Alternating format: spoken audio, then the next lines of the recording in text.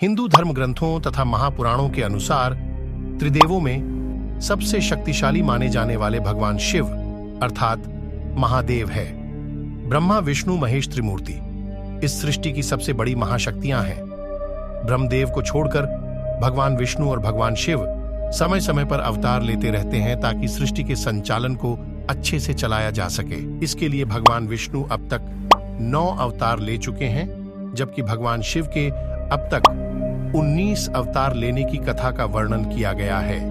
ऐसे ही भगवान शिव के 19 अवतारों में से 3 सबसे महाशक्तिशाली अवतारों के बारे में आज हम चर्चा करेंगे। देवों के देव महादेव सृष्टि के विनाशक हैं, जो कि इस सृष्टि से जीवन तथा अहंकार बुराइयों आदि का अंत करते हैं। जब इस सृष्टि में अहंकार अपने चरम पर पहुंच जाता है, तब महादेव ने विनाशकारी अवतार रूप में आकर अहंकार का नाश किया है।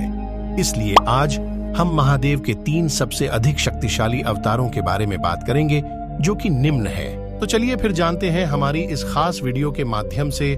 नमस्कार दोस्तों, मैं अथर्व तिवारी आप सभी के सामने पुनः एक बार उपस्थित हूँ एक और नई कहानी लेकर। तो चलिए शुरू करते हैं। काल भैरव अवतार। महापुराणों के अनुसार माना जाता है कि भगवान शिव के काल भैरव अवतार को सृष्टि के निर्माण के समय जन्म दिया था। बात यह थी कि सृष्टि के निर्माण से पहले के समय भगवान नारायण और ब्रह्मदेव की उत्पत्ति हुई। तब ब्रह्मदेव को अपने सबसे श्रेष्ठ होने का अहंकार उत्पन्न हुआ।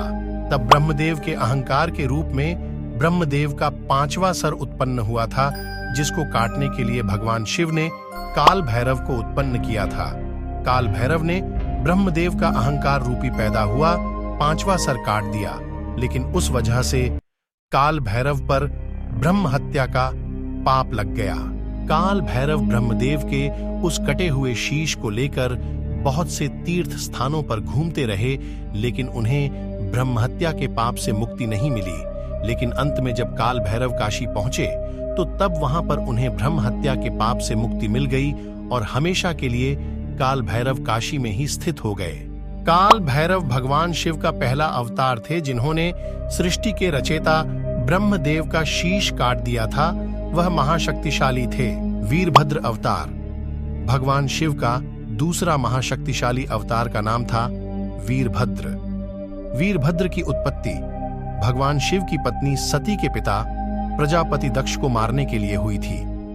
प्रजापति दक्ष का अहंकार इतना अधिक बढ़ गया था कि वह भगवान शिव की पत्नी माता सती के मृत्यु का कारण बन गया था। माता सती के मृत्यु से भगवान शिव इतने अधिक आहत हुए कि वह क्रोध में तांडव करने लगे, जिससे यह सृष्टि कांपने लगी थी।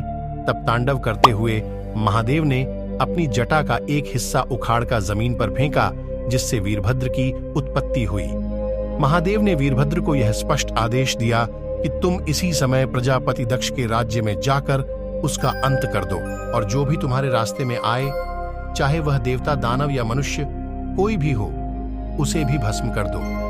वीरभद्र, जो कि महादेव की कुंडलिनी शक्ति का प्रतीक था, उसी क्षण प्रस्थान करता है और प्रजापति दक्ष के महल में आकर उनका यज्ञ विध्वंस कर देता है। वीरभद्र से लड़ने के लिए प्रजापति दक्ष अपनी सेना को आगे कर देता है, लेकिन वीरभद्र एक एक करके सबको पराजित कर देता है। उसके पश्चात प्रजापति दक्ष भगवान नारायण से सहायता मांगता है और वीरभद्र से लड़ने के लिए विनती करता है। तब वह नारायण वीरभद्र से लड़ने जाते हैं, लेकिन एक आशी के दिए गए श्राप के कारण वह उनसे हार जाते हैं। कुछ ग्रंथों में यह भी वर्णित है कि भगवान नारायण ने वीरभद्र पर सुदर्शन चक्र से वार किया, तो वीरभद्र ने उनका सुदर्शन चक्र निगल लिया। तब नारायण को यकीन हो गया कि आज प्रजापति दक्ष की मृत्यु निश्चित है, इसलिए उन्होंने वीरभद्र से कहा कि अब मैं आपके रास्ते में नहीं आऊंगा। यह कहकर भगवान विष्णु वीरभद्र के रास्ते से हट गए। वीरभद्र ने अपने खड्ग से प्रजापति दक्ष का सिर धड़ से अलग कर दिया। प्रजापति दक्ष का वह सर उन्हीं के यज्ञ में जाकर गिरा और भस्म हो गया। दक्ष का वध होते ही वीरभद्र वहां से चला जाता है। बजरंगबली हनुमान अवतार। भगवान शिव के तीसरे सबसे महाशक्तिशाली अवतार का नाम है हनुमान, जिन्हें हम बजरंगबली, अंजनी पुत्र, पवन पुत्र, संकट मोचन मारुति आदि के नाम से भी पूजते हैं। बजरंग बली हनुमान जी की शक्ति से हर कोई परिचित है। भगवान शिव ने वानर राज केसरी की पत्नी अंजनी को यह वरदान दिया था कि उनके गर्भ से उनका अंश अवतार जन्म लेगा। बजरंग बली हनुमान जी के जन्म का मुख्य उद्देश्य भगवान विष्णु के अवतार श्री राम के अवतार लीला में सहायता करने के लिए हुआ था। भगवान विष्णु श्री राम का अवतार लेकर धरती पर से राक्षसों के बढ़े हुए अत्याचारों का अंत करने के लिए मानव रूप में आए थे।